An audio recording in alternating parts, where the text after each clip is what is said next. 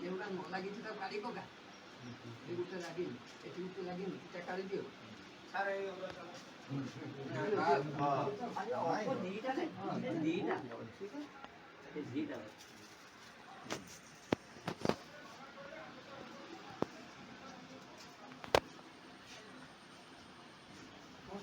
समस्त हाथ करो सारे हेड सारे ठीक है मोबाइल में ठीक है उठा चलती सब बड़े चल गुरुदेव भाई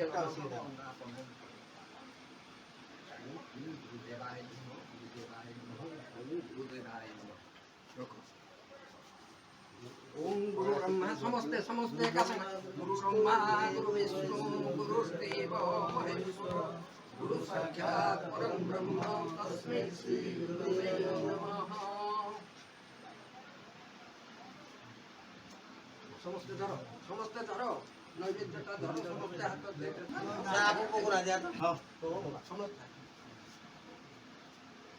तो बड़ा से मोरी पूरी सोना पगड़ी को कोड़ी यहां तक चल दे चलती ना आओ बढ़िया है बता सब पड़ी आस्ते आस्ते दी जणी हम दोस्त बड़ा आया ये कौन ए चावल भी तो महत्व दे अभी बहुत साफ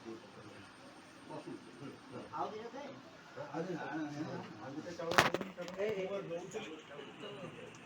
पूर्ण दे हवारी वाली दुपट्टा काट दे काट दो सारे को लुका लागी दुपट्टा काट दे अपकाटी तो काट दियो सारू सारे को टूटी होती है काट दियो तो हटाओ काट दियो दादा काट दियो ये आ मोदी का नहीं बस बस एकटा काट नहीं भय था हटा झुन्नी की कोई ये ता लगी तो पछो आ गया सारा हाथ का काम दियो हां चढ़ी भाई टमाटर पछी बोलो मोर आंख मारी की এটা বুঝে দিও এইটা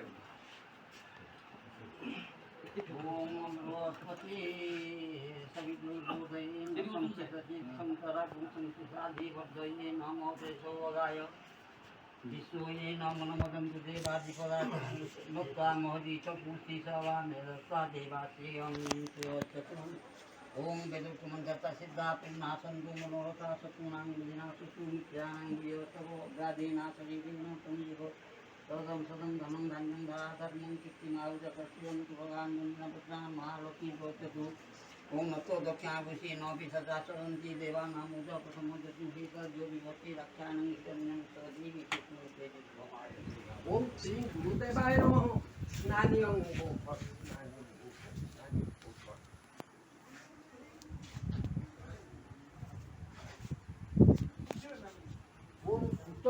चंदन पर्वण एकदम कर्पूर तुंगम पतंग श्रीराज विवर्धनाय ग्रहाण भक्त्याम ओम श्री गुरुदेवाय गौधम ओम श्रीतेल पुष्पपत्न्या हुरत्वे पार्श्वकृत्यानि रूपमस्तु व्यातमीश्वरनिष्ठान सर्वलोक महिषाण ओम विभिन्न वर्णान्वित पुष्पगुच्छं मनोहरं सुन्दरमाद्यं पदंग शोभा परिवर्धनार्थं समर्पितं तत् कृपया ग्रहणं श्री गुरुदेवाय नमः पुष्पाणि गोषट् पुष्पं समर्पयामि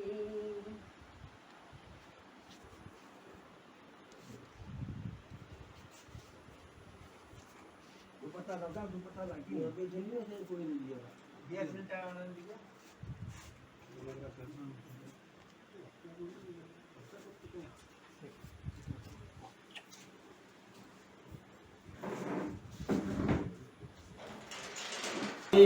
मुक्ति नाही हे गुरु तुम्हें मंगलमय कृपा बिनु मुक्ति नाही आलोक शिखार तुम्हें तो इंगित तुम पाई जन्म मुही आलोक शिखार तुम्हें तो इंगित तुम पाई जन्म मुही अंधार पथरे तुम्हें तो लहुड़ी अंधार पथरे तुम्हें तो लहुड़ी अंडाली चालुची मुही हे गुरु तुम्हें मंगलमय कृपा बिनु मुक्ति नाही हे गुरु तुम्हें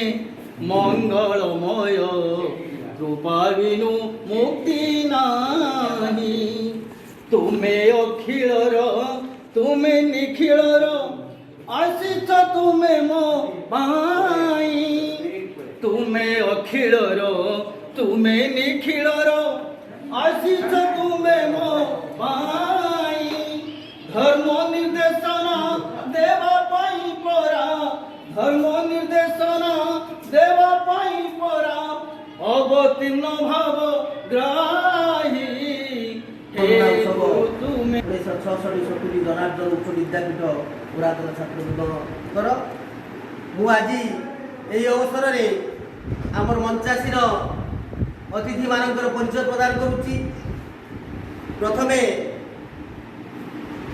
आमे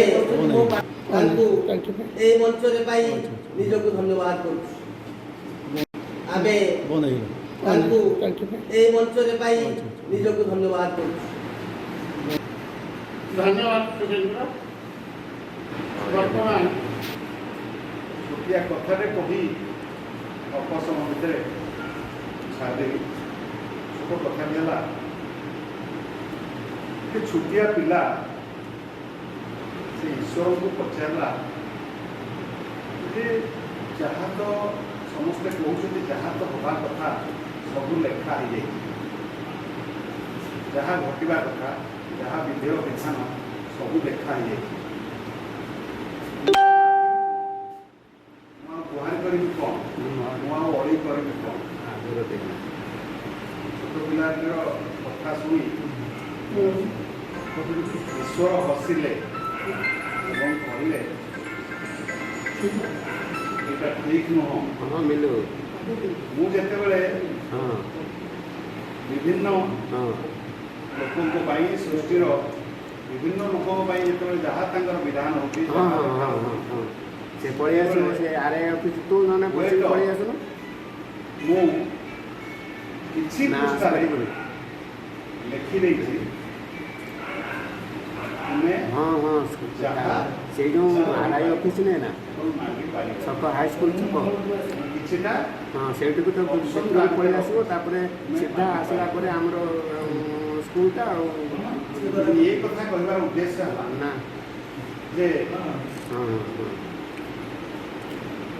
यही विद्यालय आसी मु भावी नहीं विद्यालय को फेरी ये विद्यालय पढ़ुवा छात्र छात्री खाली यही विद्यालय नुह ये भाया तीन विद्यालय में हाईस्कल में पढ़ी गोटे पुरी भाया द्वितीय मंगल आउ मध्यंतराजी विद्यालय कथा छाड़ी छाड़ी भाव बहुत समय मन पड़े सांग साथी मान कथा कि योगसूत्र रक्षा करने किसी क्षय मिलू ना बहुत दिन पर 2016 मसीह मार्कणा स्कूल होता डायमंड जुबली और से मत योगसूत्र मो सहित रखा मुझे से आसा पर मोर जड़े बंधु जे पढ़ुते मो सागर सी मत यही विद्यालय से प्रधान शिक्षक थी आज भी से प्रधान शिक्षक अच्छा सहित मत जोड़ी देवार सुযোগ देते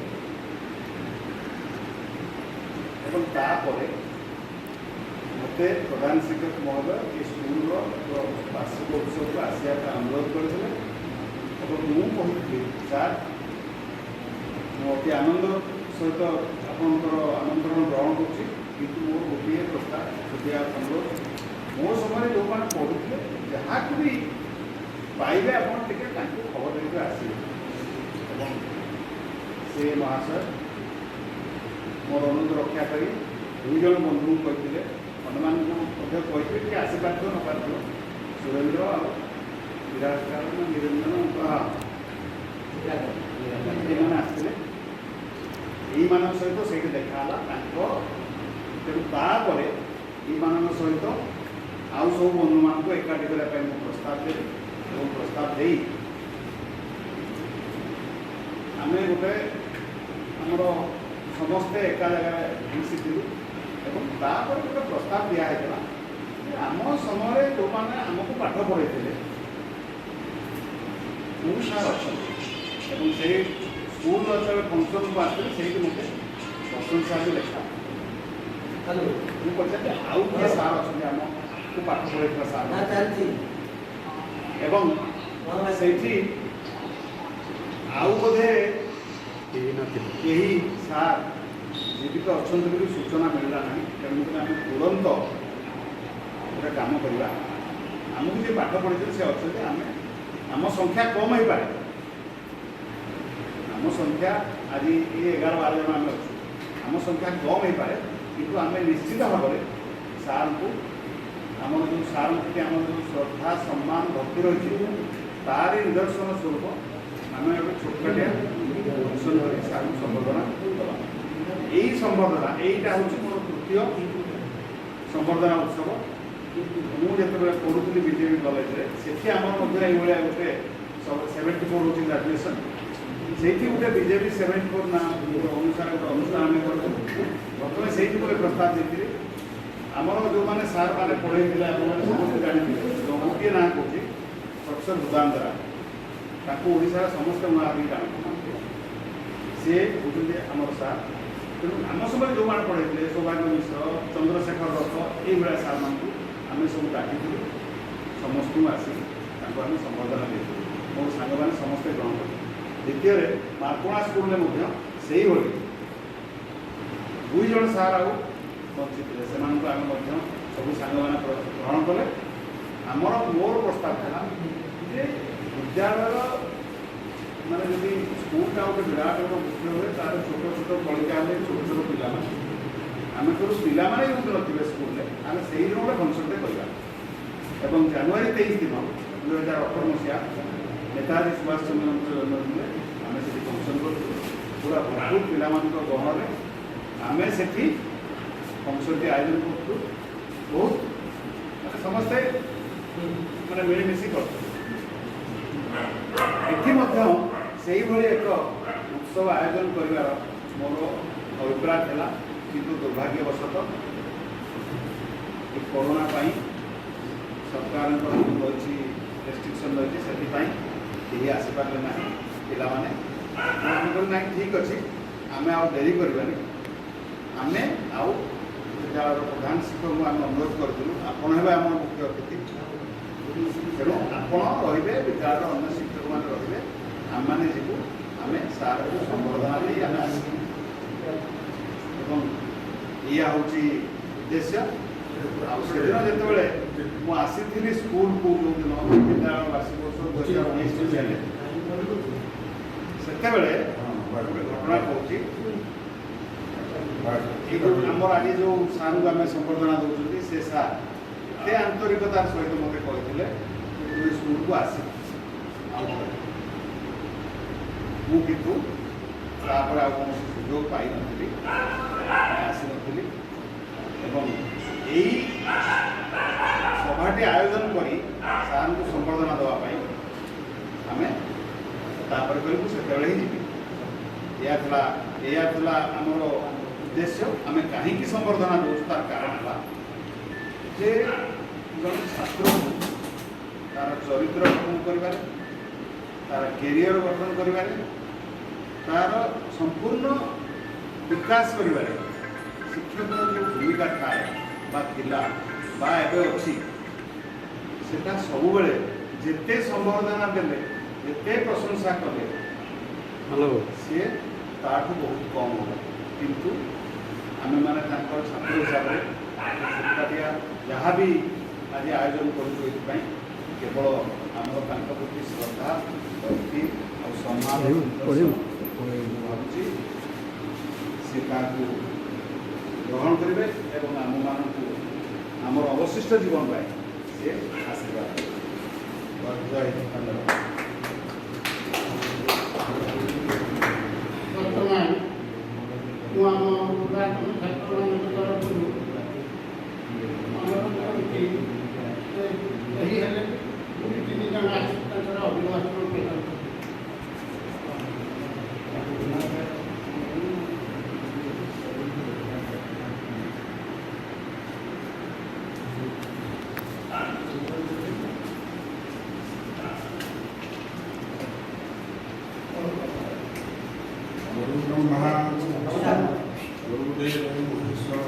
गुरुदेव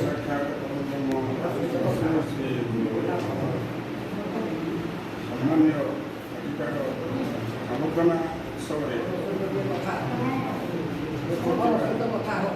ସମ୍ମାନୀୟ ମୁଖ୍ୟ ଅତିଥି ଗୁଣାତ୍ମକ ବିଦ୍ୟାଳୟର ପ୍ରଧାନ ଶିକ୍ଷକ ମହୋଦୟ, ଆମର ପୂଜ୍ୟ ଗୁରୁଜୀ ଶ୍ରୀଯୁକ୍ତ କିଶୋର ଦତ୍ତ, ଆମେ ତାଙ୍କୁ ବସନ୍ତ ସାର୍ ବୋଲି ସବୁବେଳେ ଡାକୁ, ତାକୁ ସମ୍ମାନ ସହିତ ତାକୁ ଡାକୁ। ସେ ମହୋଦୟ ଏବଂ ଏଠିକାର ଉପସ୍ଥିତ ଥିବା ଗୁଣାତ୍ମକ ଉଚ୍ଚ ବିଦ୍ୟାଳୟର ତାଙ୍କର ଷ୍ଟାଫ୍ ସବୁ ଏବଂ ମୋର ସମସ୍ତ ସହପାଠୀ, ଆଜି ଏତେ ଭଲ ଲାଗୁଛି ଯେ ଏଇ ସୁଯୋଗଟା ଆମେ ଖୋଜୁଥିଲୁ ଯେ କେବେ ଆସିବ ଆମର ପୂଜ୍ୟ ସାର୍ଙ୍କୁ ଆମେ ଟିକେ ଦେଖା କରିବା ଏବଂ ତାଙ୍କୁ ଆମ ତରଫରୁ ସ୍ୱାଗତ ସମ୍ବର୍ଦ୍ଧନା ତଥା ଭକ୍ତିର ଅର୍ଘ୍ୟ ଆମେ ଦେବା। ସେ ସୁଯୋଗ ଆମେ ନେଇପାରୁନଥିଲୁ। 1966 ମସିହାରୁ 1970 ମସିହା 4 ବର୍ଷ କାଳ ଏଇ ବିଦ୍ୟାଳୟରୁ ଆମେ ପାଠ ପଢ଼ି ଆଗକୁ ଗଲେ ସେଇଦିନ ପାଖରୁ ଆମେ ଏ ବିଦ୍ୟାଳୟ କଥା ବି ମାଡ଼ିନଥିଲୁ, କେତେକ ମାରିଛନ୍ତି। କିନ୍ତୁ ମୁଁ ଦୁଃଖର କଥା 1970 ଗ୍ରାଜୁଏଟ୍ ପାସ୍ କରିକି ଆଜି 2021 ମସିହା ସେପ୍ଟେମ୍ବର 5 ତାରିଖ ଦିନ ମୁଁ ଏ ହତା ଆଜି ମାରିଲି। ମୁଁ ଦେଖିନଥିଲି, ଏବେ ଆଗେଇ ଗଲାଣି, ଗେଟ୍ ଫେଟ୍ ହେଇକି ଭଲ ମନ୍ଦ ହେଇଗଲାଣି, କିନ୍ତୁ ମୁଁ ଆକୁ ଦେଖିନଥିଲି କାରଣ ମୁଁ କେବେ ଆସିନାହିଁ। ଯଦିଓ ଗୋଟେ ସୁଯୋଗ ମିଳିଥିଲା, ପୂଜ୍ୟ ସାର୍ ମୋ ପାଖକୁ ଯାଇଥିଲେ ଏବଂ ସିଦ୍ଧର ବାବୁ ଆମର ଉପବେଶ କହୁଥିଲେ, ସିଦ୍ଧର ସାର୍ ଯାଇଥିଲେ ଏଇ ତାଙ୍କର ଯେଉଁ କଲେ ଗୋଟେ ଫଙ୍କସନ୍ କଲେ, ସେ ଫଙ୍କସନ୍କୁ ଆସିବା ପାଇଁ ଏବଂ ମୋତେ କହିଥିଲେ। କିନ୍ତୁ ଦୁଃଖର କଥା, ମୁଁ ଏମିତି ଗୋଟେ ଚାକିରିର ବନ୍ଧାରେ ହେଇଥିଲି ଯେ ସେତେ ଯେଉଁଦିନ ଏଠି ପୁରାତନ ଛାତ୍ରମାନଙ୍କୁ ଡକାଯାଇଥିଲା, ପ୍ରୋଗ୍ରାମ୍ ଥିଲା, ମୁଁ ପ୍ରୋଗ୍ରାମ୍ ପାଇଥିଲି। ସେଇଦିନ ଆମର କଲେକ୍ଟର ସାହେବ ଯିଏ ଥିଲେ ବାଲେଶ୍ୱର ମନୀଷ ବର୍ମା, ସେଇଦିନ ଆମକୁ ସବୁ ଡାକିଥିଲେ ମିଟିଂ। କଲେକ୍ଟର କନଫରେନ୍ସ ହଲ୍କୁ ଡାକିଲେ, ସବୁ SI, ସବୁ DI, DPC, ସବୁ ମାନେ ଆମ CI ସବୁ ଡାକିକି ଗୋଟେ ମିଟିଂ କଲେ। ମୋର ଆଉ ତାକୁ ଫାଙ୍କିବାର ନାହିଁ, କାରଣ ବାହାନା ବ୍ଲକର ଜଣେ SI ନଥିଲି, ଆଉ 3 ଜଣ ପରିବର୍ତ୍ତେ ମୁଁ ଏକିଟିଆ ଥିଲି।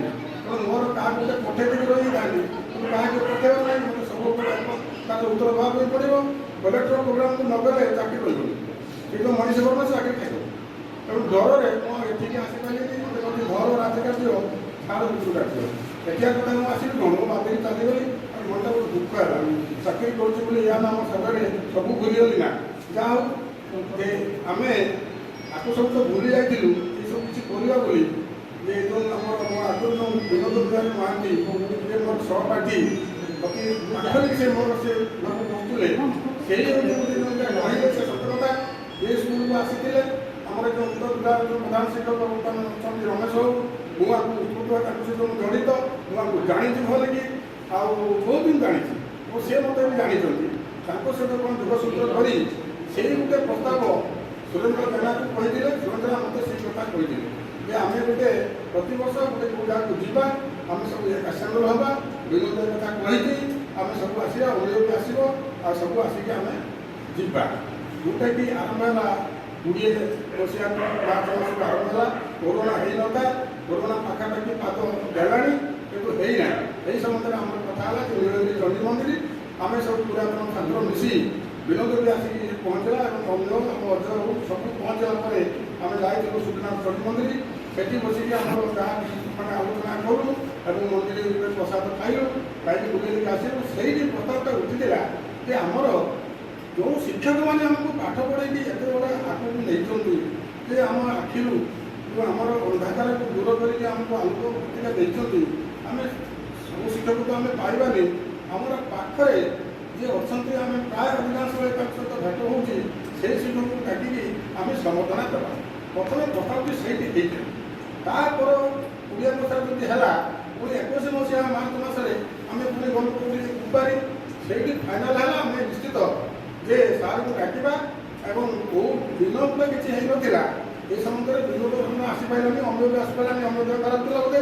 ଆଉ ଯେ ଆମେ କଥାବାର୍ତ୍ତା ଆଲୋଚନା କରିକି ଆମେ ଗୋଟେ ଡେଟ୍ ଫିକ୍ସ କରିବା, ବୋଧେ ସେପ୍ଟେମ୍ବର ମାସ ଭିତରେ କଥା ହେଇଥିଲା। କିନ୍ତୁ ଯାହା ହଉ ସେ ସମୟ ଉପସ୍ଥିତ ହେଲା ଯେ ଯାହା ହଉ ସମସ୍ତଙ୍କୁ ଏକଜୁଟ କରି ଆଉ ଇଏ ମୋତେ ପଚାରି ସୁରେନ୍ଦ୍ର ମୋତେ ସେ ମୋତେ ଫୋନ୍ କରି କହିଲେ ଆମେ ଚିନ୍ତା କରୁଛୁ ସେପ୍ଟେମ୍ବର 5 ତାରିଖ ଗୁରୁ ଦିବସ ସେଦିନ ଆମେ ହାଇସ୍କୁଲରେ କରିବା ଦେବତ ଏହା କହିଛି ଅନୁମତି କହିଛି ଠିକ୍ ଅଛି କିନ୍ତୁ ମାନେ ଭଲ ଭଲ କଥା ତ ଆମେ ମାନେ ଇଏ କରିବା କଥା ସ୍ୱାଗତ କରିବା କଥା ଯାହା ହଉ ସେଇ ଅନୁସାରେ ଆଜି ସେ ଶୁଭ ଦିନ ଉପସ୍ଥିତ ଅଛନ୍ତି ମୋର ପୂଜ୍ୟ ସାର୍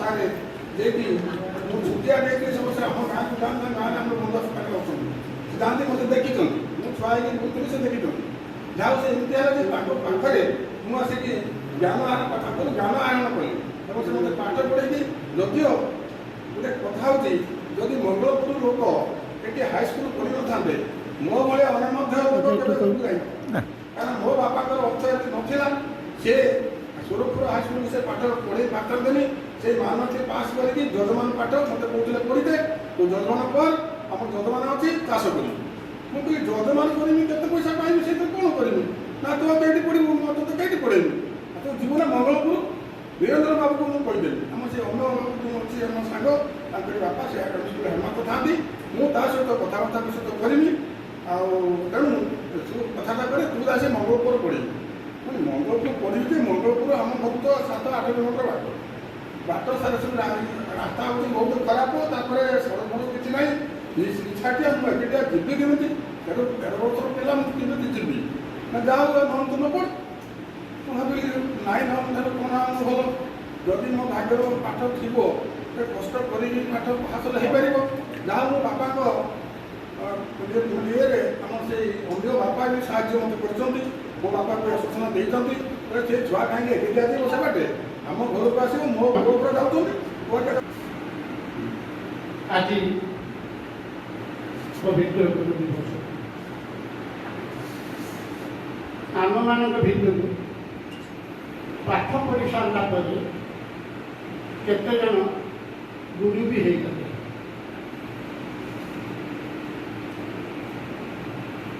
ସେମାନେ ସେମାନଙ୍କର ଶିକ୍ଷା କେନ୍ଦ୍ରରେ এই গুরু দিবস পালন করছিল কিন্তু আজ বছর সারর উপস্থিতিতে আমি সমস্তে গোটিয়ে গোটিয়ে শিষ্য আমি আরোহী হয়ে পারিনি ধর্মক বিলକୁ ପାଣି ମାଡ଼ି ଯାଉଥିଲା ବେଳେ ପିଠି ଦେଖାଇ ଆମେ ପାଣିକୁ ଅଟକେଇଲୁ ଆମେ ଏକଲବ୍ଧ ହୋଇପାରିଲୁ ଗୁରୁଙ୍କର ଆଦେଶରେ ଆମେ ଆମର ବୁଢ଼ା ଅଙ୍ଗୁଠିଟିକୁ କାଟି ଫୋପାଡ଼ି ଦେଇପାରିଲୁ ଆମେ ଅର୍ଜୁନ ହୋଇପାରିଲୁ ଗୁରୁ ଦ୍ରୋଣଙ୍କୁ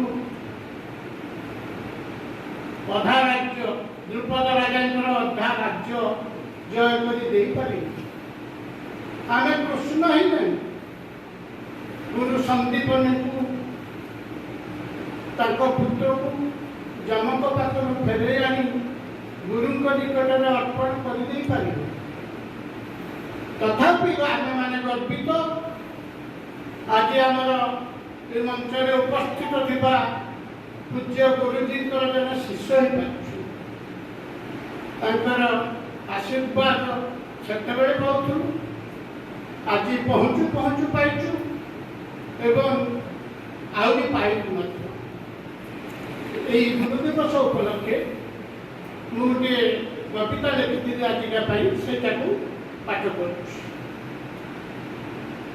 କବିତାଟିର ଶୀର୍ଷକ ହେଉଛି ତୁମେ ଗଲା ପରେ ଅର୍ଥାତ୍ ଉଦ୍ଦେଶ୍ୟ କରାହେଇଛି ସର୍ବପଲ୍ଲୀ ରାଧାକୃଷ୍ଣନ ତୁମେ ଗଲା ପରେ ଆଜିର ଦିନରେ କିଛି ଫୁଲ ଓ ଚନ୍ଦନର ପ୍ରଲେପ ଆଉ ଧୂପକାଠିର ଡାକକୁ ଅଣ୍ଟୁ ନଥିବା ବାସ୍ତୁନାରେ ପାଳିତ ହୋଇ ଚାଲିଛି ଏକ ପ୍ରହସନ ଉତ୍ସବ ନାମରେ ହେ କର୍ଣ୍ଣଧାର ଗୁରୁଙ୍କର ଗୁରୁ ଏହା କ'ଣ ଥିଲା ତୁମ ଜୀବନର ଅଭିପ୍ସ ଅତ୍ୟାଚାରର ବିପକ୍ଷରେ ଆଜିର ଗୁରୁମାନଙ୍କୁ ନେଇ ଚାଲିଥିବ ଏହି ନାରକୀୟ ଖେଳ ଆଉ ଡେରି କାହିଁକି? ଆଉ ଡେରି କାହିଁକି? କାହିଁକି ଆଉ ଡେରି? ଏବେ ଉଠି ଆସ, ଏବେ ଉଠି ଆସ, ଖୋଲି ଦିଅ ଦ୍ୱାର, ସହଜ ଲାଗିବ ପକ୍ଷୀ ଓ କାକଳି, ଆଲୋକର ବର୍ଣ୍ଣିଳ ଅଟକଳି। ଏବେ ଏଠି ଧୁ ଧୁ ଜଳୁଛି ସମୟ, ଏବେ ଏଠି ଧୁ ଧୁ ଜଳୁଛି ସମୟ, ପ୍ରଜାପତିର ଡେଣା ଆଉ ସଭିଙ୍କ ଛାତିର ଛାତିଏ ଦୀର୍ଘ ନିଶ୍ୱାସ। ଇଏ କ'ଣ? ଏ କ'ଣ ହେ ଗୁରୁ ହସୁଛ ଆଗଠାରୁ ଆହୁରି ଦୁଷ୍ଟାମିର ହସ? ଦେଖ ଏଠି, ଦେଖ ଏଠି ବେଳେ ବେଳେ ଦାନସନ ସାପର ଚୋଟରେ, ସାଲାଇନରେ କର୍ତ୍ତବ୍ୟର ଦ୍ୱାହି ଦେଇ ଉପରିସ୍ଥ ହାକିମମାନଙ୍କ ଧିକ୍କାରର ଚାବୁକ ମାଡ଼ରେ ତୁମେ ଯଦି ଏବେ ଅମୃତର ସନ୍ଧାନରେ ବାହାରିଛ, ତୁମେ ଯଦି ଏବେ ଅମୃତର ସନ୍ଧାନରେ ବାହାରିଛ, ଯାଇପାର। ମାତ୍ର ଏବେ ତୁମ ହାତ ପାହାନ୍ତରେ ନାହିଁ ଅଭିଷେକ ଫୁଲସେଜ। ଏବେ ସବୁ ପଳାତକ ତୁମଠାରୁ, ମୋ ଠାରୁ, ସେମାନଙ୍କ ଠାରୁ। ଏବେ ମୁଁ ଏବେ ଶୁଣିପାରୁଛି କ୍ରନ୍ଦନର ଅର୍କେଷ୍ଟ୍ରା, ଯନ୍ତ୍ରଣାର ସ୍ୱର, ଯାହା ଖୁବ୍ ନିଜର ଆଉ ନିଜର ସାମର୍ଥ୍ୟ ଲାଗି ଅହମିକାର ପ୍ରଲେପ ଭିତରେ ମଣିଷ ପଣିଆ ଟିକକ ହଜେଇ ଦେଇ ଫେଣ୍ଟା ଫେଣ୍ଟି କରି ଆଜି ମଣିଷ ବି ହୋଇପାରେ ପଶୁ। ଦ୍ରୋଣ, ଦ୍ରୋଣ ଏଠି ମାଗନ୍ତି ଆଙ୍ଗୁଠି, ଦ୍ରୋଣ ଏଠି ମାଗନ୍ତି ଏକଲବ୍ୟର ଆଙ୍ଗୁଠି ଏବଂ ବହି ଯାଉଥିବା ତା ରକ୍ତରେ ଲେଖା ହୁଏ ଗୁରୁ ବି କାଳ ପୁରୁଷ ହୋଇପାରେ। ବହି ଯାଉଥିବା ତା ରକ୍ତରେ ଲେଖା ହୁଏ ଗୁରୁ ବି କାଳ ପୁରୁଷ ହୋଇପାରେ। ହେ ମହାତ୍ମା, କେତେ କାଳ ଶୋଇଥିବ, ମୌନ ହୋଇ ବସିଥିବ, ବାସି ଗେଣ୍ଡୁ ଫୁଲରେ ଲମ୍ବା ମାଳ, ଟୁକୁରା ଫୁଲ ଏବଂ ବାସ୍ନା ନଥିବା ଚନ୍ଦନ ସିନ୍ଦୁର ଚିଠାରେ। ଉଠି ଆସ, ଉଠି ଆସ ହେ ମହାତ୍ମା, କହିଦେଇ ଯାଅ ଏବେ ସକାଳ ହେଲାଣି। କମ୍ବଳ ଚଦର ଓ ଅନ୍ଧାରକୁ ଠେଲି ନୂତନ ପ୍ରଭାତର କଅଁଳିଆ ଖରାକୁ ଆଦରି ନେବାକୁ, ନୂତନ ପ୍ରଭାତର କଅଁଳିଆ ଖରାକୁ ଆଦରି ନେବାକୁ, ନୂତନ ପ୍ରଭାତର କଅଁଳିଆ ଖରାକୁ ଆଦରି ନେବାକୁ। ସମସ୍ତଙ୍କୁ ଧନ୍ୟବାଦ। ଆଉ ଯଦି କେହି କିଛି କହିବାର ଥିବ ଦୟାକରି ଆସିବେ। ଯେଉଁ ପବିତ୍ର ଦିବସ ଗୁରୁ ଦିବସ, ଗୁରୁ ଦିବସରେ 1966ରୁ 70 ଇଂରେଜର ଯେଉଁ ପୁରାତନ ଛାତ୍ର, ସେମାନଙ୍କର ଗୁରୁ ସମ୍ବର୍ଦ୍ଧନା ଉତ୍ସବ ଆଜି ଅନୁଷ୍ଠିତ ହେଉଛି। ଏ ଉତ୍ସବରେ ଉପସ୍ଥିତ ଛାତ୍ର ସଂଘର ସଭାପତି ନରେନ୍ଦ୍ର ସାର୍, ସର୍ବୋପରି ଆଜି ସମ୍ବର୍ଦ୍ଧିତ ହେଉଥିବା ପରମ ପୂଜ୍ୟ ଗୁରୁ ମୋର ବସନ୍ତ ସାର୍ ଏବଂ এই 66-77 ବ୍ୟାଚ୍ର ମୋ ଆଗରେ ଥିବା ସମସ୍ତ ଛାତ୍ର ତଥା ମୋ ପାଇଁ ଆଜି ଅତି ଗର୍ବର କଥା, 66-77 ବ୍ୟାଚ୍ର ଛାତ୍ରମାନେ ଯେଉଁମାନେ କି 70-72 ବର୍ଷ ବୟସରେ ବି ये परंपरा को न भूल दीर्घ 50-55 वर्ष पर ये विद्यालय पाद देइछंती। समस्त को मु प्रथमे स्वागत करुच्ची एवं मोर प्रणाम करुच्ची।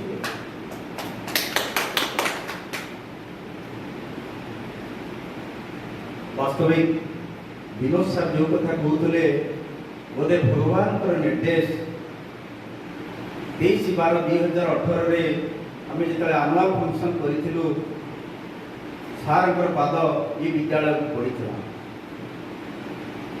मोर पूज्य गुरु श्रीधर सार से मत जोगाजोग करते से मत थे कहते तुम विद्यालय आनुआल फानुआल फंक्शन होना मुझे हाँ सार प्रति वर्ष होना जदि हो गोटे गेस्ट ते देवी तुम गेस्ट कर डाकबूनी मुझे गेस्ट खोजुची मत कहतु ना से तुम विद्यालय छात्र एवं से आईएएस थिले वर्तमान रिटायर्ड करी कहली मु तो से भली गेस्ट खोजुची आईएएस थिले एवं रिटायर्ड करी मु प्रथमे कही ये अनुरोध राउत कि कहीं आम अंचल ये विद्यालय छात्र भी से कहले ना से केवल विनोद सार का ना कही विनोद बिहारी महांती तापर मु पळे आसी संगे संगे आम गयाधर को एडमिशन लिस्ट रे बाहर कर संगे संगे एडमिशन लिस्ट रे बाहर करी एवं तांको ना आमे डिटेक्ट कलु श्याम सुंदरपुर पंचायत रे एवं डिटेक्ट करी से बेचर जते पिला थिले हमर वृंदावन सार हमर सुरेंद्र सार एमान मध्य मु जोगाजोग करथिली से माने संगे संगे कथाटी को रिकॉल कले कहीं एत वर्ष धरी तो देखी ना हठात जानी पारु नथिले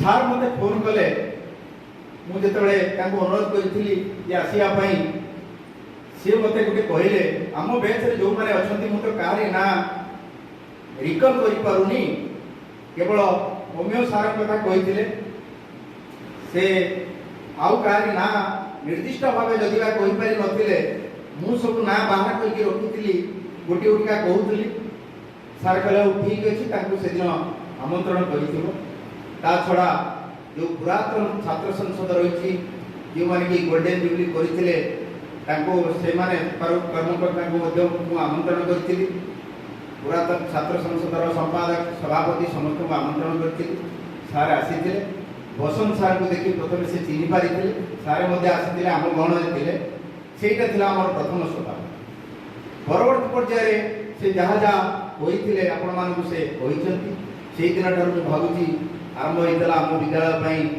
किसी गोटे स्टेप जोटा कि जो माने कि भूली जाइथिले विद्यालय किसी मुहूर्त जो माने बितेइथिले से माने एकत्र होवार गोटे सुयोग आसीथिला एवं आजि पई विशेष दिन समस्त तो बंधु मिलन करूछन या पूर्व मध्य 78 बैचर 2007 बैचर पिला माने करिथिले बड़ जंगल रे भोजी करिथिले हमकु मते डाकिथिले मु समस्त मना करिथिले जो स्टेप की 66 बैचर पिला माने आपण माने मो आगे अछंती स्थिर कले जे हम विद्यालय ही गुरु पूजा करिवे या मु अत्यंत स्वागत करिथिली सुरेंद्र सर आसी जेतेबेले मते होइथिले प्रस्ताव देइथिले एवं यहाँ को आउ गोटे स्मरणीय रहा पुणी गुरु दिवस रे गुरु पूजा तो सेमिति होउची गुरु संवर्धना सेमिति होउची तेणु गुरु दिवस रे ये जो पेंडेमिक पीरियड यार भितरे बिना छात्र छात्री आमे निजे निजे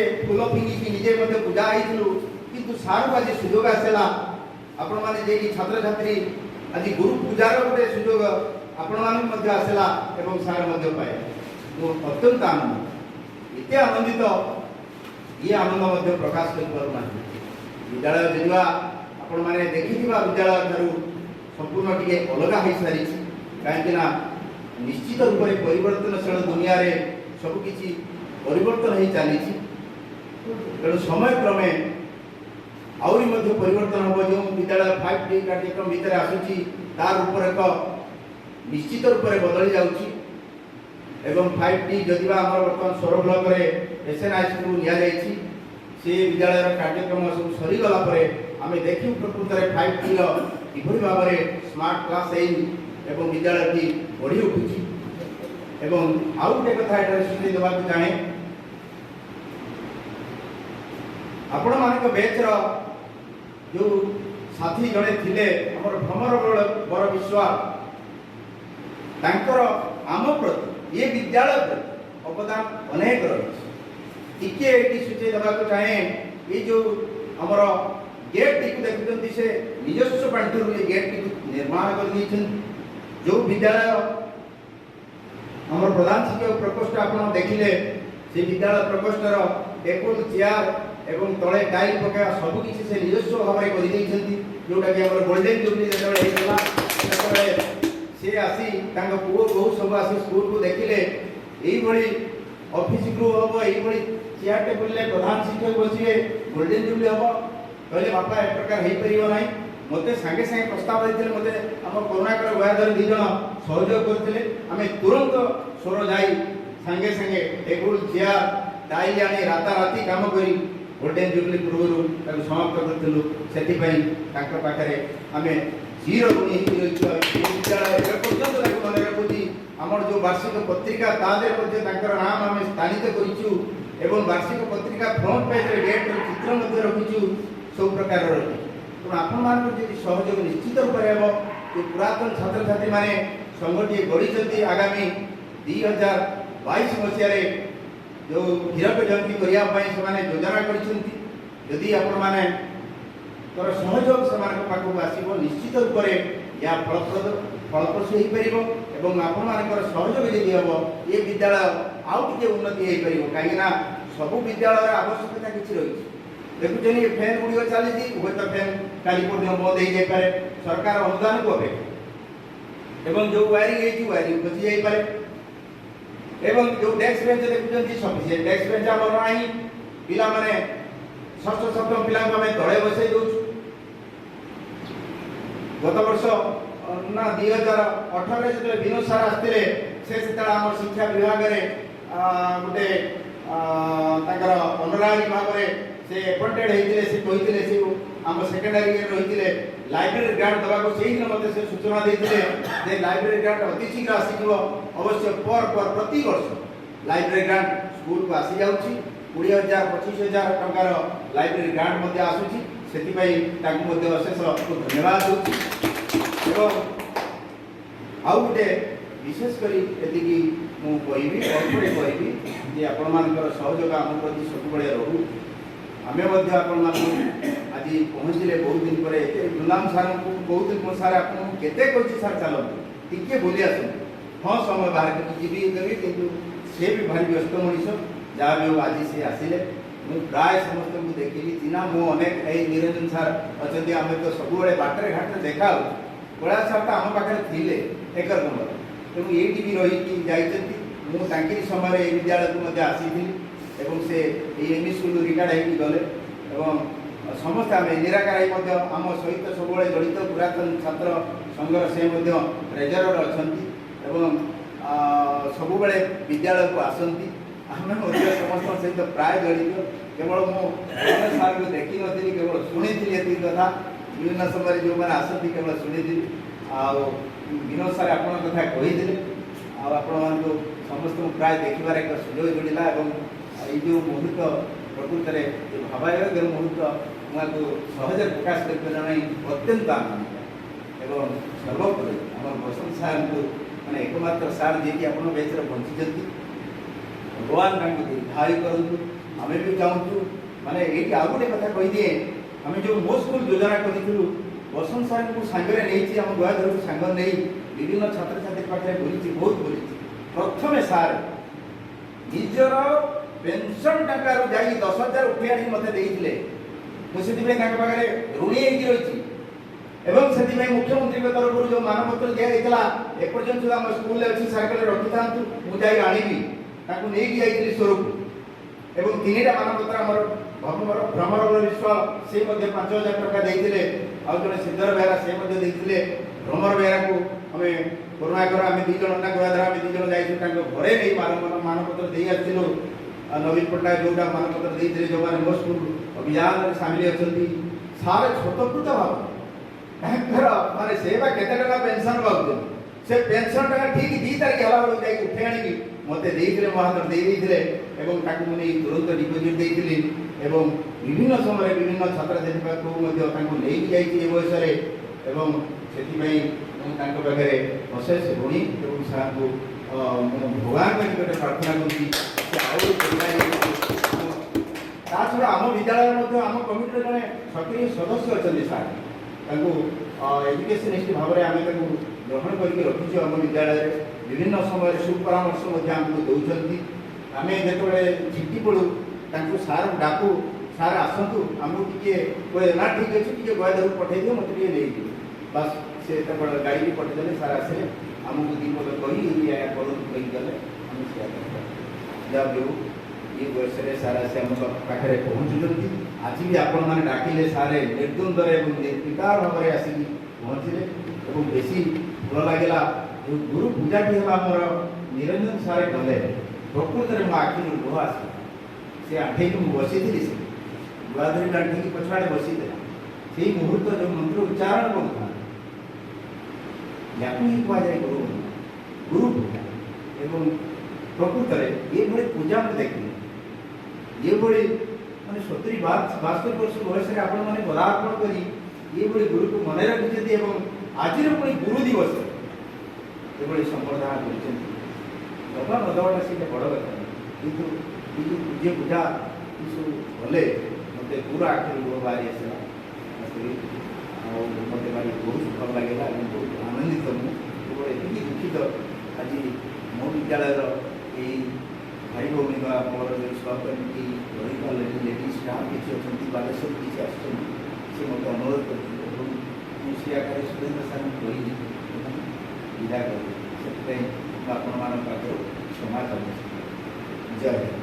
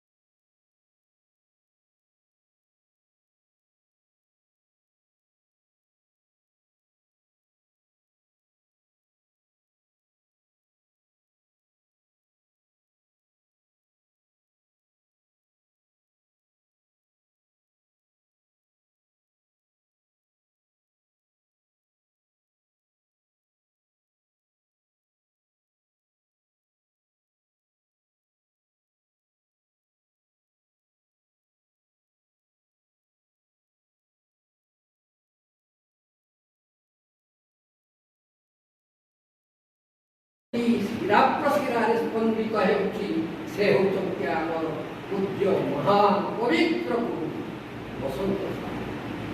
ତାଙ୍କ ପାଖରେ ମଞ୍ଚ ଆସିଲା ଆମର କେତେ ବଡ଼ ଆୟୋଜନର ଯେ ହେଉଛନ୍ତି କି ଆମକୁ ସାହାଯ୍ୟକର୍ତ୍ତା କୋଅପରେଟର ମାନେ ସହଯୋଗୀ ଆଉ ଆମର ସବୁ ପ୍ରକାର ଏତେ ବଡ଼ କାର୍ଯ୍ୟ କରିବା ପାଇଁ ଯିଏକି ଆମକୁ ଉତ୍ସାହ ଉଦ୍ଦୀପନା ଯୋଗାଇ ଦେଇଛନ୍ତି ସେ ହେଉଛନ୍ତି ହାଇସ୍କୁଲର କାର୍ଯ୍ୟ ପ୍ରଧାନ ଶିକ୍ଷକ। ଆଉ ମୋ ସାମ୍ନାରେ ସମସ୍ତ ମୋ ସହପାଠୀ 1966 ତତ୍ସଙ୍ଗେ ସଙ୍ଗେ ଏଠି ଉପସ୍ଥିତ ଥିବା ଫଟୋଗ୍ରାଫର ମିଡ଼ିଆ ବନ୍ଧୁ ଆଉ ତାପରେ ଯେତେକ ରହିଛନ୍ତି ଏଠିକାର ହାଇସ୍କୁଲର କର୍ମକର୍ତ୍ତା ସମସ୍ତଙ୍କୁ ମୋର ଅଭିନନ୍ଦନ କଥା।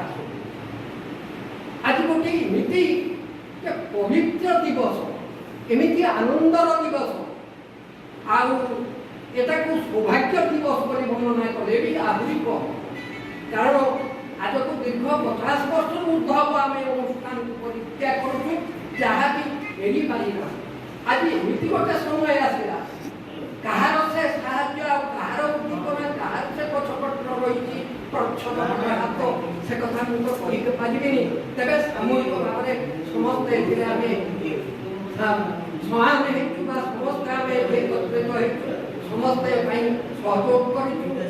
ଆଉ ସେଇଟା ଆମର ପୂର୍ବ ନମସ୍କାର।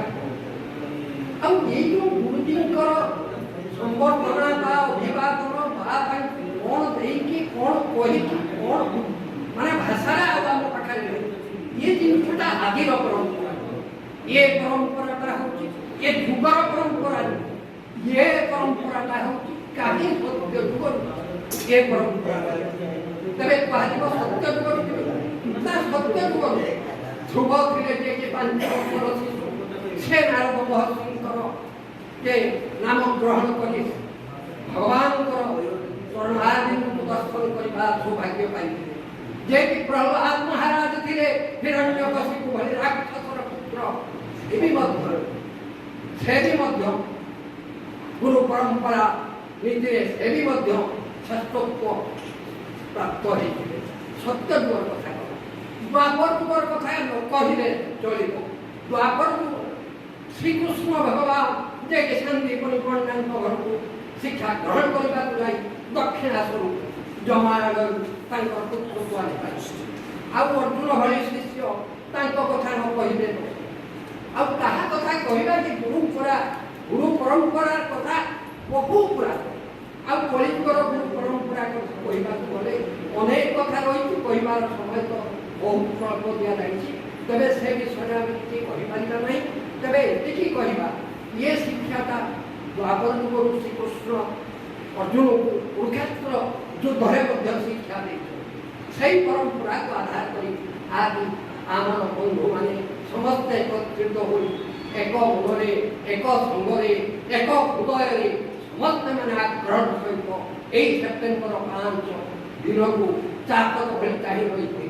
ଯାହାକି ବହୁ ଦୂରରୁ ଥିବା ଆମର ସାଙ୍ଗ ଭୁବନେଶ୍ୱରରୁ, କଟକରୁ, ଆମେମାନେ ତ ସହଜେ ସ୍ଥାନୀୟ ଏଇଠିକାର ଅଞ୍ଚଳବାସୀ ସମସ୍ତେ ଆଜି ଆମେ ଏକତ୍ରିତ ହେଇପାରିଛୁ।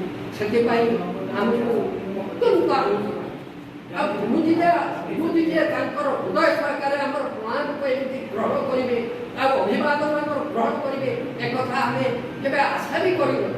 ଆଉ ଯେତେବେଳେ ଆମେ ପ୍ରଥମ କରିକି ଯାଇଥିଲୁ ସୁରେନ୍ଦ୍ରମୁଖୀ ସାରଙ୍କ ପାଖକୁ ଦର୍ଶନ କରିବାକୁ, ଏବଂ ପ୍ରଥମ ଦର୍ଶନରେ ସେ ଆମକୁ କହିଥିଲେ କି ହରେ ଦେଖନ୍ତୁ ଆମେ ନିଶ୍ଚୟ ଯିବି, ଆଉ କେବଳ ଆଉ ଚାଲିପାରିବାର କ୍ଷମତା ରହିଲାଣି। ସେଠୁ ଆମେ କହିଥିଲୁ ସାର୍ ଆପଣଙ୍କର ବାହାରିବା ଦାୟିତ୍ୱ ଆମର ରହିଲା, କିନ୍ତୁ ଆପଣଙ୍କର ଯିବାର ଦାୟିତ୍ୱ ଆମର ଟିକେ ସାହାଯ୍ୟ ସହାୟତା କରିବେ, ଯାହାକି ଅକିଞ୍ଚନ ଆପଣଙ୍କୁ ଟିକେ ଦର୍ଶନ କରିବା ସୁଯୋଗ ପାଇବ, ତା ସହିତ ଆପଣଙ୍କ ଚରଣାରବିନ୍ଦରେ ସେବା କରିବା ସୁଯୋଗ। ଆଜି ସେହି ଦିବସ ଉପସ୍ଥିତ, ଆଜି ଆମେ ସମସ୍ତେ ଏକତ୍ରିତ ଭାବରେ ସାରଙ୍କର ଗୁରୁଜୀଙ୍କର ଆମେ ସେବା କରିପାରିଛୁ। ଏଇଟା ହେଉଛି ଆମର ବିରାଟ ବଡ଼ ଗୋଟେ ଆନନ୍ଦର କଥା। ଯାହା ହେଉ ଭଗବାନ କରନ୍ତୁ ଆଉ ଆମକୁ ଏହି ପ୍ରକାର ସଦଜ୍ଞାନ ସଦବୁଦ୍ଧି ଦିଅନ୍ତୁ, ଯେମିତି ଭାବରେ ଗୁରୁଙ୍କୁ ସବୁବେଳେ ଆମେ ପ୍ରଣାମ କରୁଛୁ, ଗୁରୁଙ୍କ ପ୍ରତି ଆମର ସବୁବେଳେ ଏହି ପ୍ରକାର ସମ୍ମାନ ରହିଥିବ ଏବଂ ଆମର ମଧ୍ୟ ଏହି ପ୍ରକାର ଏକତ୍ରିତ ହୋଇ ପ୍ରଚେଷ୍ଟା ଥିବ, ଯେମିତି ଭାବରେ ଆମେ ଯେତେ ଦିନ ଯାଏ ଜୀବିତ ଥିବୁ ସେତେ ଦିନ ଯାଏ ଗୁରୁଙ୍କୁ ନିଶ୍ଚିତ ସ୍ମରଣ ଆଉ ଗୁରୁ ପଠୁ ନିଶ୍ଚିତ ଭାବରେ ଆମେ କିଛି ଅନୁକମ୍ପା ପାଇବୁ କିଛି ଆଶୀର୍ବାଦ ତେବେ ଗୁରୁଙ୍କ ଉଦ୍ଦେଶ୍ୟରେ ମୁଁ ଗୋଟିଏ ମୋର ନିଜ ଛୋଟ ଲେଖାଟିଏ ସରଳ ଭାଷାରେ ଲେଖିକି ଆଣିଛି ଶେଷ ମୁହୂର୍ତ୍ତରେ ମୁଁ ଗୋଟିଏ ବିପଦ ବିଧାଡ଼ି ପଢ଼ିବି। ଆଜି ସୌଭାଗ୍ୟର ବିଶେଷ ଦିବସ ଗୁରୁଜୀ ଦର୍ଶନ ପାଇଛୁ କିନ୍ତୁ ଏହି ପୃଥିବୀ କେମିତି ତୋଷିବି ଭକ୍ତି ଭାବ ଜଣାଉଛି ଗୋଟିଏ ପ୍ରଣାମ ଜଣାଇଲେ ଶ୍ରଦ୍ଧା ଦଣ୍ଡବତ ଉଣା ହେବ ପ୍ରେମ ଲୁହ ଟୋପେ ପାଦରେ ଢାଳିଲେ ଅଙ୍କରେ ଦୟା ଆସିବ ଆପଣଙ୍କ ଜ୍ଞାନ ଆପଣଙ୍କ ଦାନ ପଠାନ୍ତର କିଛି ନାହିଁ ମୁଁ ଛାର ଜ୍ଞାନ କେମିତି ବୁଝିବି ତୋଷ କରିପାରୁନାହିଁ ଜୀବନଟା ସାରା ମଙ୍ଗଳପୁରରେ ଶିକ୍ଷା ଦାନ କରି ଅଛ ନିଃସ୍ୱାର୍ଥ ସେବାରେ ସମୟ କଟାଇ ସୁନାମ ହିଂସାଇ ସ୍ୱର୍ଣ୍ଣ ଅକ୍ଷରରେ ଆପଣଙ୍କ ନାମ ଲିପିବଦ୍ଧ ହୋଇଥିବ ମହାନ ଗୁରୁଙ୍କ ଆଶୀର୍ବାଦ ପାଇ ଜୀବନ ଧନ୍ୟ ହୋ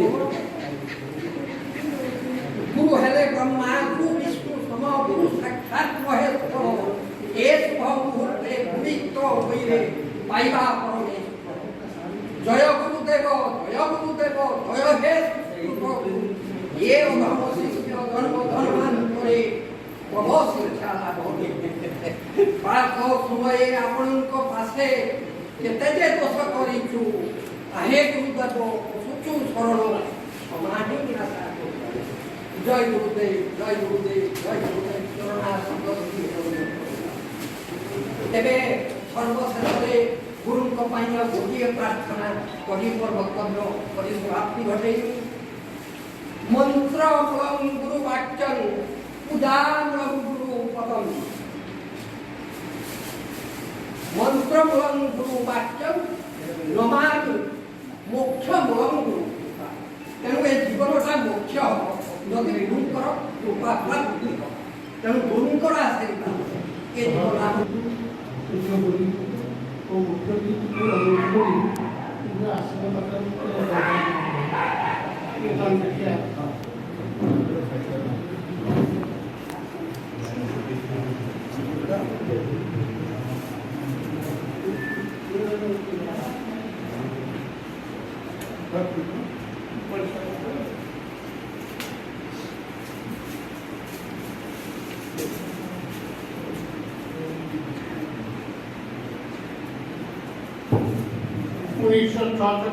उन्नीस मसीहा जनार्दन उच्च विद्यापीठ पुरातन छात्र वृंद मंगलपुर 5/9/21 मानपत्र श्रीयुक्त किशोरी मोहन रंग अवसरप्राप्त शिक्षक चक्रधरपुर शासन मंगलपुर 16/12 गुरु ब्रह्मा गुरु विष्णु गुरुदेव महेश्वर गुरु साक्षात् परम ब्रह्म तस्मै श्री गुरवे नमः जटाय ठारू पुण्यमय दिए प्रतिति रेणुजा अमृतमय जीवने प्रदीपे ज्ञानर सरिता जारिते करुछि तम साक्षय तथारु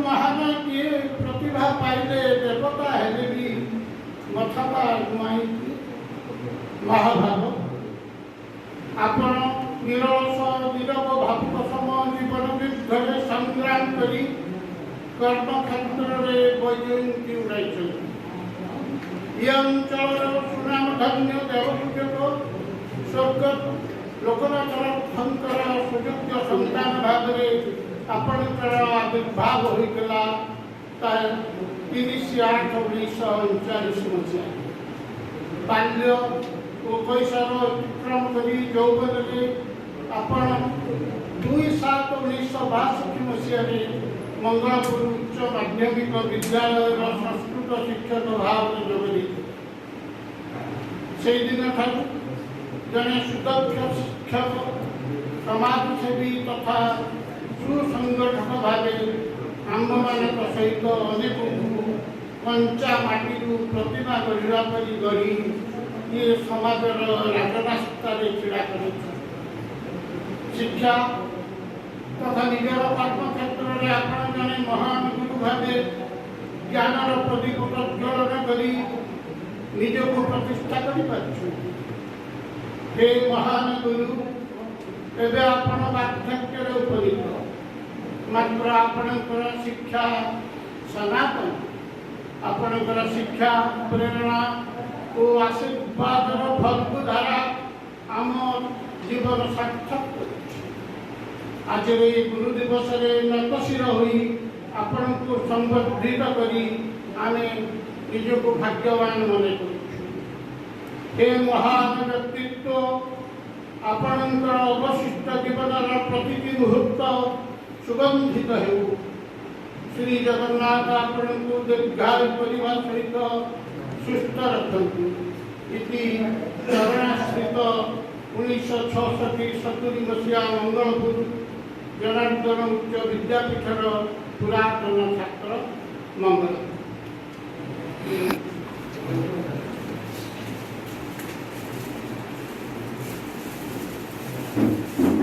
तुरंत को अनुरोध करी ऊपर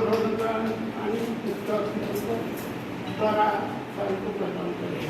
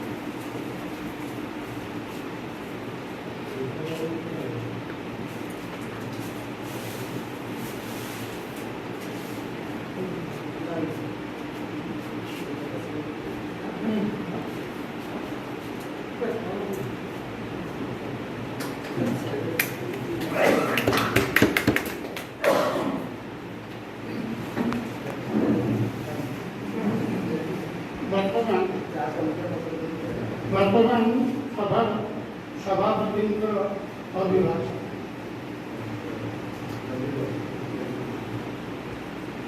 हरि मन्नाथ श्री जगन्नाथ सद्गुरु श्री जगद्गुरु मदात्म सर्वभूतात्म तस्मै श्री गुरवे नमः। गुरुर्ब्रह्मा गुरुर्विष्णु गुरुर्देव महेश्वर गुरु साक्षात् परं ब्रह्म तस्मै श्री गुरवे नमः। अज्ञानतिमिरान्धस्य ज्ञानाञ्जनशलाकया चक्षुर्निमीलितं येन तस्मै श्री गुरवे नमः। ॐ अखण्डमण्डलाकारं व्याप्तं येन चराचरं तत्पदं दर्शितं येन तस्मै श्री गुरवे नमः। पूज्य 85 और महागुरु श्रीजुक्त कि आम पिलादिनु आइकन छाड़ीर माड़ आज भी से धन्यवाद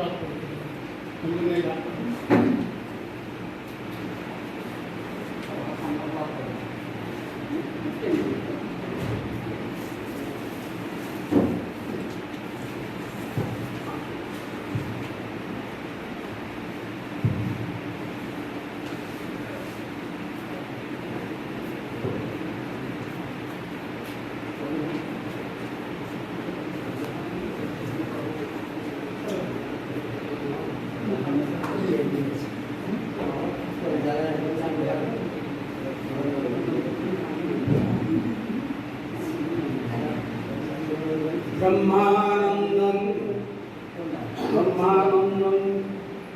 परम सुखदं केवलं ज्ञानमूर्तिं द्वन्द्वातीतं गगनसदृशं तत्त्वस्यादिलक्ष्यम् एकं नित्यं विगुणमचं सर्वदा साक्षिभूतं भावातीतं त्रिगुणरहितं सद्गुरुं तं नमामि। नित्यं शुद्धं निराभासं निराकारं निरञ्जनं नित्यबोधं चिदानन्दं गुरु ब्रह्म नमाम्यहम्। आजिर এই পবিত্র গুরু সমর্থনা উৎসবরে আমার পরম পূজ্য গুরুদেবଙ୍କ নিকটରେ ମୁଁ ମୋର ଭକ୍ତିପୂତ ଶ୍ରଦ୍ଧାଞ୍ଜଳି ଜଣାଉଛି। ମୋତେ ଆଜି ଯେଉଁ ଧନ୍ୟବାଦ ପ୍ରସ୍ତାବ ଦେଇଛନ୍ତି ତାକୁ ମୋତେ ଟିକେ କହିବାକୁ ଯାଉଛି ଯେ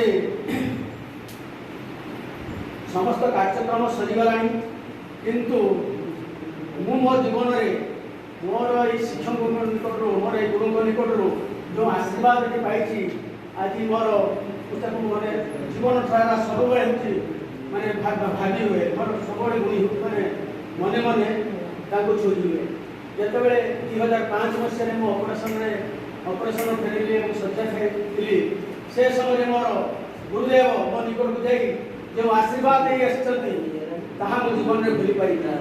ଆଜି ମୋ ପୁନର୍ଜନ୍ମ ପାଇଁ ମୁଁ ଆଜି ଉପସ୍ଥିତ ରହିଛି କେବଳ ମୋର ଗୁରୁଦେବଙ୍କର ଆଶୀର୍ବାଦ, ପିତାମାତାଙ୍କର ଆଶୀର୍ବାଦ ଏବଂ ସାଧୁସନ୍ତଙ୍କର ଆଶୀର୍ବାଦ ଯୋଗୁଁ ମୁଁ ଆଜି ଏଠି ଉପସ୍ଥିତ ରହିଛି।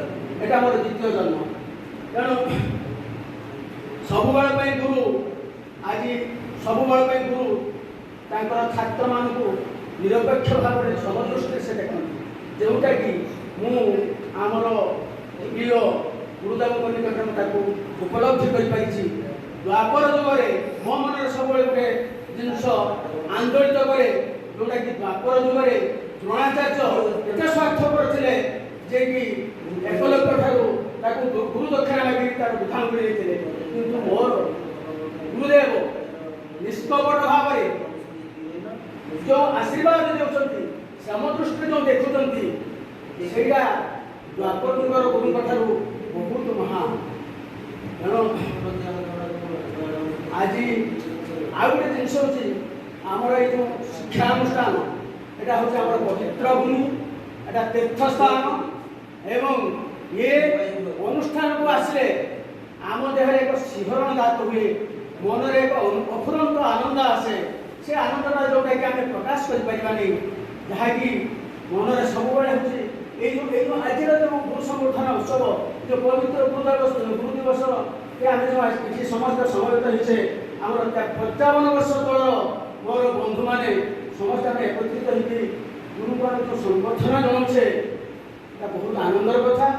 এটা ଜୀବନର ଶେଷ ସମୟରେ এই ଯେଉଁ ଆମେ ଯେଉଁ এই ଉତ୍ସବଟାକୁ ପାଳନ କରୁଛେ, ଏ ଜୀବନରେ କେବେ ଭୁଲି ହେବନି। ପ୍ରତି ମୁହୂର୍ତ୍ତରେ ଆମକୁ ମନେ ପକାଉଥିବ। ଏବଂ ଏହି କାର୍ଯ୍ୟକ୍ରମ ପାଇଁ ଆମର ପ୍ରିୟ ପ୍ରଧାନ ଶିକ୍ଷକ ଶ୍ରୀଯୁକ୍ତ ରମେଶ ବାବୁ ଆମକୁ ସହଯୋଗ କରିଥିବାରୁ ଆମେ ତାଙ୍କୁ ଧନ୍ୟବାଦ ଜଣାଉଛୁ ଏବଂ ବହୁମୂଲ୍ୟ ସମୟ ମାନେ ତ୍ୟାଗ କରିକି ବହୁତ ମୂଲ୍ୟ ସମୟ ଦେଇ ସେଠି ଉପସ୍ଥିତ ରହିଥିବାରୁ ମୁଁ ତାଙ୍କୁ ଅଶେଷ ଧନ୍ୟବାଦ ଦେଉଛି। ଏବଂ ଆମର ପ୍ରିୟ ଗୁରୁଜୀ ଏ ବୟସରେ ପରିଣତ ବୟସରେ ତାଙ୍କର ସମସ୍ତ କାର୍ଯ୍ୟକ୍ରମ ଛାଡ଼ି ଏଠି ଉପସ୍ଥିତ ରହିଥିବାରୁ ମୁଁ ଆମର ପ୍ରିୟ ଗୁରୁଦେବଙ୍କ ନିକଟରେ ସମସ୍ତ ରହି ତାଙ୍କୁ ଅଶେଷ ଧନ୍ୟବାଦ ଜଣାଉଛି। ଏବଂ ଏହି କାର୍ଯ୍ୟକ୍ରମଟିକୁ ଆମର ବନ୍ଧୁ ବିନୋଦ, ଯେଉଁ এই କାର୍ଯ୍ୟକ୍ରମର ମାନେ ମୂଳ ସ୍ରଷ୍ଟା ହେଉଛନ୍ତି ଆମର ବିନୋଦ, ପ୍ରିୟ ବନ୍ଧୁ ବିନୋଦ, ଯିଏକି ଆସିଥିଲେ ଏ ଅନୁଷ୍ଠାନର ମୁଖ୍ୟ ଅତିଥି ହୋଇ 2018 ମସିହା ପରେ ଆସିଥିଲେ। ଏବଂ ତା ପରବର୍ତ୍ତୀ ଷ୍ଟେଜରେ ସୁରେନ୍ଦ୍ର ଏବଂ ମୋ ସହିତ ଯୋଗାଯୋଗ କରି ଏବଂ ଆମର ବନ୍ଧୁତ୍ୱଟାକୁ କିଭଳି ଭାବେ ନିବିଡ଼ ହେବ ସେ ଯେଉଁ ପ୍ରକାର ପ୍ରେରଣା ଦେଇଥିଲେ ତାଙ୍କୁ ମୁଁ ଅଶେଷ ଧନ୍ୟବାଦ ଜଣାଉଛି। ଏବଂ ଏହି କାର୍ଯ୍ୟକ୍ରମ ପାଇଁ ସୁରେନ୍ଦ୍ର ଏବଂ ନିରଞ୍ଜନ ପଣ୍ଡା, ବନ୍ଧୁ ନିରଞ୍ଜନ ପଣ୍ଡା, ଏମାନେ ବହୁତ ବାଟ ଆଗେଇ ନେଇଥିବାରୁ ମୁଁ ତାଙ୍କୁ ବହୁତ ଧନ୍ୟବାଦ ଦେଉଛି।